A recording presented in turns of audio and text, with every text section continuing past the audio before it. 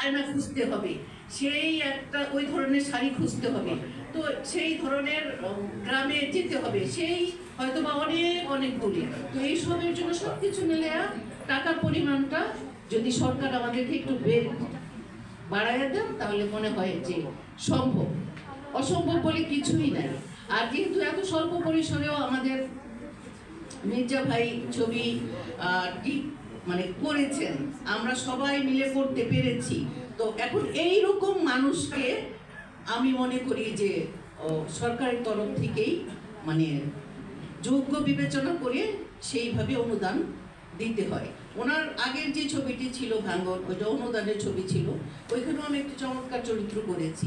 তো এই দুইটা ছবি করতে যে ওনার সাথে আমার পরিচয়, তো আজকের যে সম্মান, এই সম্মানটা আসলে আমি মানে মাথায় তুলে রাখতেও পারবো না, যে ওখানে খাই কিনা মাটিতেও রাখতে পারবো না, পিঁপড়ায় খাই কিনা, এই সম্মান আমার হৃদয়ে আমি রেখে দিলাম। ওনার প্রতি আমার অনেক বেশি শ্রদ্ধা, অনেক বেশি ভালোবাসা, অনেক বেশি মানে দোয়া থাকলো যে যতদিন বেঁচে আছেন আপনি আপনার মতো করে কাজ করে যান, আপনি ইনশাল্লাহ কোথাও ঠেকবেন না, আপনি কোনো না কোনো ভাবেই চলে যাবেন এবং ভালো ছবি নির্মাণ করেই যাবেন আপনি।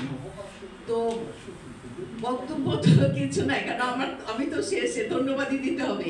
আবার আমি সবাইকে ধন্যবাদ জানাচ্ছি যে আপনারা সবাই এখানে কষ্ট করে এসেছেন, বিশেষ করে আমার ছোট ভাইয়েরা, মানে ইলেকট্রনিক্স মিডিয়ার যারা আছেন ছোট ভাই বোনেরা, সবার প্রতি কৃতজ্ঞ, মানে অনেক ধন্যবাদ। আপনারা আসছেন, আপনারা এই কথাগুলো, এই ছবির ব্যাপারটা আপনারা সবাইকে আপনাদের লেখনের মাধ্যমে পৌঁছে দিবেন।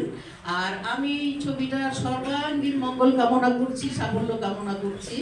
আর বিশেষ করে যে সাইফ, ঐশী, ওরা যে দুজন অভিনয় করেছে, খুব চমৎকার অভিনয় করেছে, এবং আমি চাই যে মানে সাফল্য এই ছবিটার মাধ্যমে ধরা দেখ, ইনশাল্লাহ আমরা আরো নতুন কিছু নিয়ে সামনে আসবো।